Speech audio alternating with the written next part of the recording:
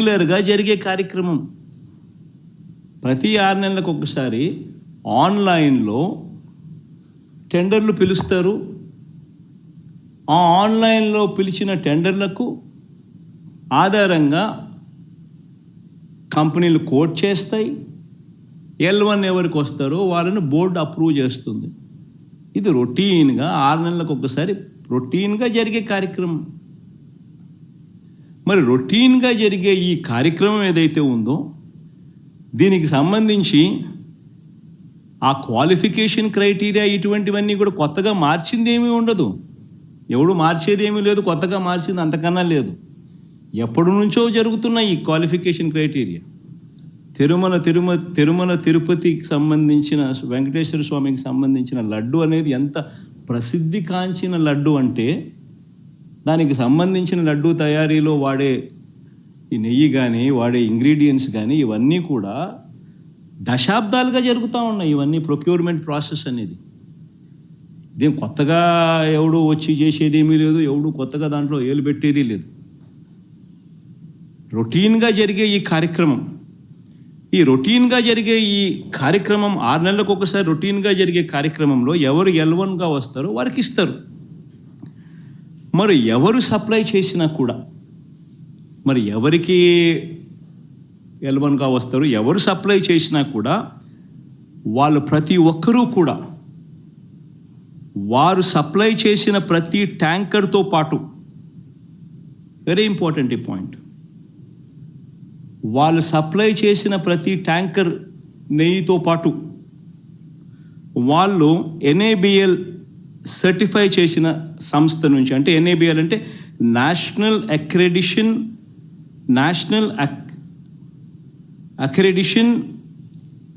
NABL national accreditation board for labs, national accreditation board for labs certify చేసిన సంస్థ నుంచి product quality certificate తీసుకొని రావాలి. రూల్ వచ్చిన తర్వాత ఇక్కడ TTDలో ఆ ట్యాంకర్లో నుంచి 3 శాంపుల్స్ తీసుకొని 3 రిపోర్ట్స్ పాస్ కావాలి. ఇది routine process, compulsory process for anybody. ఈ 3 టెస్టులు పాస్ అయిపోయిన తర్వాతనే ఆ నెయ్యి కానీ ఆ ఇంగ్రీడియంట్స్ కానీ ఏదైనా కూడా ప్రసాదంలో వాడడానికి TTD వాడకంలోకి తీసుకుని వచ్చేదానికి బండిని ముందుకు పంపిస్తారు. లేకపోతే vehicle it self will not even go forward. లేకపోతే అసలు ముందుకు కూడా పోదు, రిజెక్ట్. ఆ 3 శాంపుల్స్లో ఏది పాస్ కాకపోయినా కూడా అసలు శాంప్లింగే నీకు అసలు ఆ బండి ముందుకే పోదు, ఆపేస్తారు, రిజెక్ట్ చేసేసి వెనక్కి పంపించేస్తారు. దట్ ఈస్ ప్రక్రియ. This is compulsory. మరి నేను అడుగుతా ఉన్నది ఒకటి, చంద్రబాబు నాయుడు, మరి ఏదైనా కానీ రిజెక్ట్ అయిపోతే అసలు నువ్వు వాడే అవకాశమే లేదు, వాడే పరిస్థితి లేదు. మరి అలాంటప్పుడు అది వాడారని, అవి నాసిరికమని, యానిమల్ ఫ్యాట్ అని ఇలా రకరకాలుగా చెప్పడం అబద్ధాలు కాదా? ధర్మమేనా, న్యాయమేనా అని అడుగుతా ఉన్నా.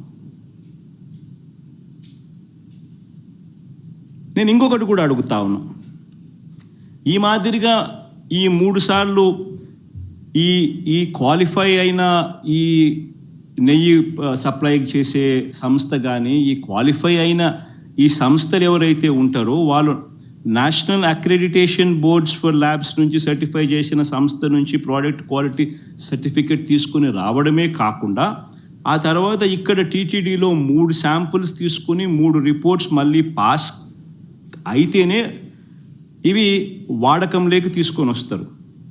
మరి అలాంటప్పుడు ఈ కార్యక్రమం కూడా ఇదేదో కొత్తగా ఇప్పుడు జరిగేది కాదు. ఈ ప్రొసీజర్ కూడా ఈ రకంగా 3 శాంపుల్ తీసుకోవడము, ఈ రకంగా 3 శాంపుల్స్ పాస్ అయితేనే దీన్ని వాడకంలోకి తీసుకొని రావడం, ఇవన్నీ కూడా కొత్తగా ఇప్పుడు తీసుకొచ్చినటివి కాదు.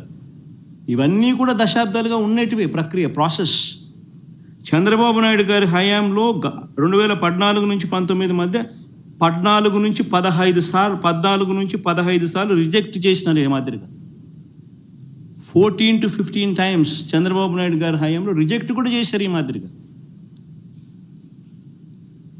మన హయాంలో వైఎస్ఆర్సీపీ హయాంలో కూడా 18 సార్లు ఇది ఇలా రిజెక్ట్ చేసినారు, 18 టైమ్స్. తప్పేమీ కాదు, ఇంకా సంతోషపడాలి. ఒక బ్రహ్మాండమైన ప్రాసెస్ ఉంది. ఆ ప్రాసెస్ ఎంత గట్టిగా పనిచేస్తూ ఉంది అని అంటే, ప్రతి ట్యాంకరు వచ్చిన తర్వాత 3 సార్లు ఆ శాంపుల్స్ టెస్ట్ చేసి దాంట్లో ఉన్న పదార్థాలను 3 శాంపుల్స్ దాన్ని టెస్ట్ చేసి 3 టెస్టులు పాస్ అవుతేనే దానికి యాక్సెప్ట్ చేస్తూ లోపలికి పంపించే కార్యక్రమం చేస్తారు అన్న ఒక మంచి రోబస్ట్ ప్రాక్టీస్ అనేది ఏదైతే ఉందో, ఆ రోబస్ట్ ప్రాక్టీస్ను దాన్ని నువ్వు బ్రహ్మాండమైన ప్రాక్టీస్ ఉంది అని చెప్పి సంతోషపడాల్సింది పోయి, గొప్పగా ప్రాక్టీస్ ఉందని చెప్పి ప్రపంచానికి చెప్పాల్సింది పోయి, మనం చేస్తూ ఉన్న పని ఏమిటి? అబద్ధానికి రెక్కలు కడతా ఉన్నాం, జరగనట్టుగా చెప్తా ఉన్నాం. ఏకంగా చంద్రబాబు నాయుడు గారు అనే వ్యక్తి నాసిరకమైన పదార్థాలు వాడేశారని, యానిమల్ ఫ్యాట్ గీకు బదులు కూడా వాడేశారని, లడ్లు తయారైనాయని భక్తులు తినేశారని, ఎంతటి దారుణమైన అబద్ధాలు ఆడడం ధర్మమేనా అని అడుగుతా ఉన్నా. ఈ మాదిరిగా నిజంగా